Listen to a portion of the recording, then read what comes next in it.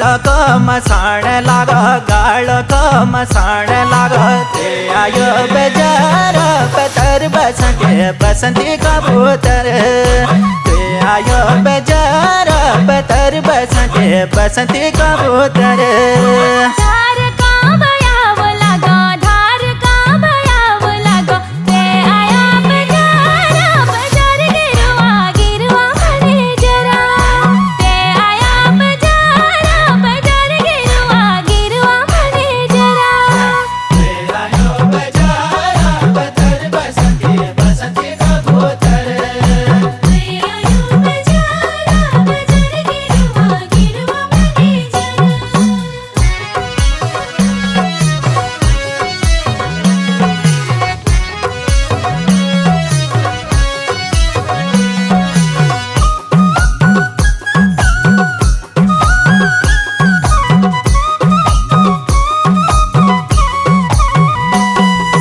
मेली उळक बोथरा धरते पड पाखा मेली उळक बोथरा धरते पड पाखा तू तारोच दूर पहाडा माय कलेजी काका तू तारोच दूर पहाडा माय कलेजी काका माय कलेजी काका पतर बसंती बसंती कबूतर माय कलेजी काका पतर बसंती बसंती कबूतर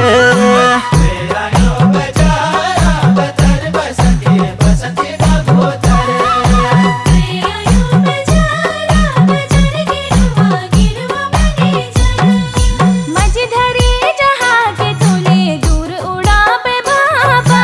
माझी धरी जहागे तुले दूर उड़ा पे बाबा मैं जगूच क्या है गे जो माई लागी छ क्या बा मैं जगूच क्या है गे जो माई लागी गो क्या बा माई लागी गो क्या बा बजार गिरवा गिरवा म्हणे जरा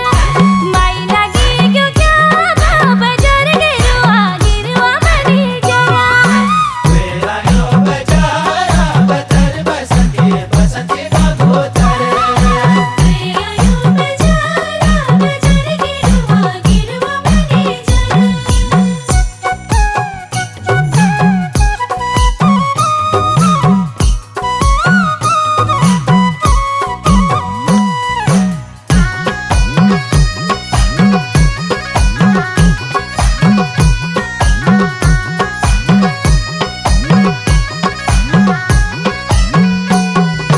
सावसेर खिचड़ी खालो एक खालो चकारा सावसेर खिचड़ी खालो एक खालो चकारा एक लोट डिगर खालो तब टूटा नजर एक लोट डिगर खालो तब टूटा नजर तब टूटा नजर पतर बसंती बसंती कबूतर तब टूटा नजर पतर बसंती बसंती कबूतर